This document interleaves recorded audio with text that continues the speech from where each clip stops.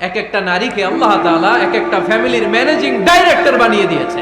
অনেক স্ত্রী আছে স্বামী ঘরে ঢুকলেই ঘরে আটা নাই, রুটি নাই, চাল নাই, ডাল নাই। অনেক বোনেরা আছে বাইরে যাওয়ার সময় পার্লারিং করে মেকআপ করে সুন্দর জামা কাপড় পরে বাইরে যায়, আর স্বামীর সামনে আসলে বুয়ার মতো থাকে। ড্রাইভারের সাথে কথা বলার সময় মিষ্টি হাসি দিয়ে কথা বলে। বাজারে শপিং করতে গেলে আসসালামু আলাইকুম ভাই কেমন আছেন, কি সুন্দর আসসালামু আলাইকুম। স্বামীর সামনে আসলে আর এই মিষ্টি কথাটা নাই। কেউ ফোন দিয়েছে, হ্যালো কে, স্বামীকে চায়, উনি বাসায় নাই, কাট। আমার বোনেরা, আমার মায়েরা, খবরদার, আপনার স্বামীর ভেতরেই আপনার জান্নাত, আপনার স্বামীর ভেতরেই আপনার জাহান্নাম। স্ত্রীদেরকে আল্লাহ কি দায়িত্ব দিয়েছে একটা ফ্যামিলিকে সুন্দর করতে, একটা দাম্পত্য জীবনকে সুন্দর করতে। স্ত্রীর এক নম্বর দায়িত্ব হচ্ছে she should make a comfort to her husband. স্ত্রীর উচিত স্বামীর জন্য ঘরটাকে প্রশান্তির নীর বানিয়ে রাখা। কি বানিয়ে রাখা? প্রশান্তির নীর। স্ত্রী হওয়া উচিত এমন যাকে দেখলে স্বামীর চোখ জুড়ায়, স্বামীর প্রাণ জুড়িয়ে যায়, স্বামীর হৃদয়টা ঠান্ডা হয়ে যায়, ঠিক কিনা? আর স্ত্রীর দিকে তাকালে যদি মেজাজ গরম হয়ে যায়, মেজাজ খিটখিটে হয়ে যায়, ঝামেলা আছে না নাই? ঝামেলা আছে।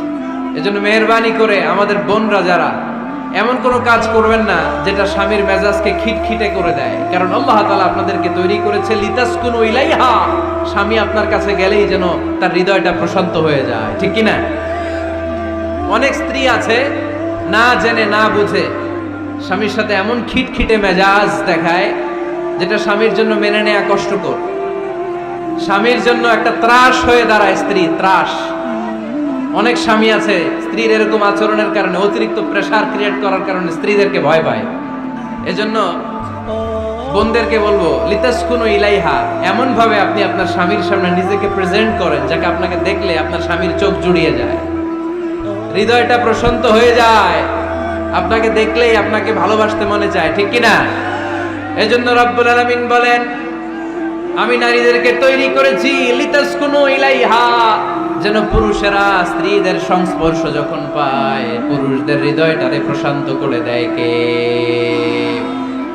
রব্বুল আলামিন বলেছেন খাদিজার জন্য জান্নাতে আমি এমন একটা ঘর বানিয়েছি যেই ঘরের মধ্যে কোনো বিশৃঙ্খলা নাই। খাদিজার জন্য জান্নাতে এমন একটা প্রাসাদ আমি বানিয়েছি যেই প্রাসাদের মধ্যে কোনো আওয়াজ নাই, কোনো কোলাহল নাই, কোনো বিশৃঙ্খলা নাই। কারণ খাদিজা আমার নবীকে এমন একটা ঘর উপহার দিয়েছে যেই ঘরের মধ্যে কোনো বিশৃঙ্খলা ছিল না, আওয়াজও ছিল না। পড়েন সুবহানাল্লাহ। আল্লাহ রাসূল যখন সারাদিন কাফেরদের মাঝে কোরআনের দাওয়াত দিতেন, কোলাহল, মারামারি, জীবনের ঝুঁকি নিয়ে মক্কার কুরাইশদের মাঝে যখন দাওয়াত দিতেন, সব বিশৃঙ্খলা, ঝামেলা, গোলমাল শেষ করে রাতের বেলায় যখন খাদিজার ঘরে বিশ্বনবী ঢুকতেন, বিশ্বনবীর হৃদয়টারে প্রশান্ত করে দিত কে? আম্মাজান খাদিজা বিশ্বনবী সাল্লাল্লাহু আলাইহি ওয়াসাল্লামের জন্য এমন ঘর উপহার দিয়েছেন যেই ঘরে বিশ্বনবী আসলে বিশ্বনবীর হৃদয়টা ঠান্ডা হয়ে যেত। সুবহানাল্লাহ পড়েন। অনেক স্ত্রী আছে স্বামী ঘরে ঢুকলেই ঘরে আটা নাই, রুটি নাই, চাল নাই, ডাল নাই, এটা লাগবে ওইটা লাগবে, ওখানে যেতে হবে, একটার পর একটা ফিরিস্তি বলে বেড়ায়, আছে না নাই? না, এটা করবেন না।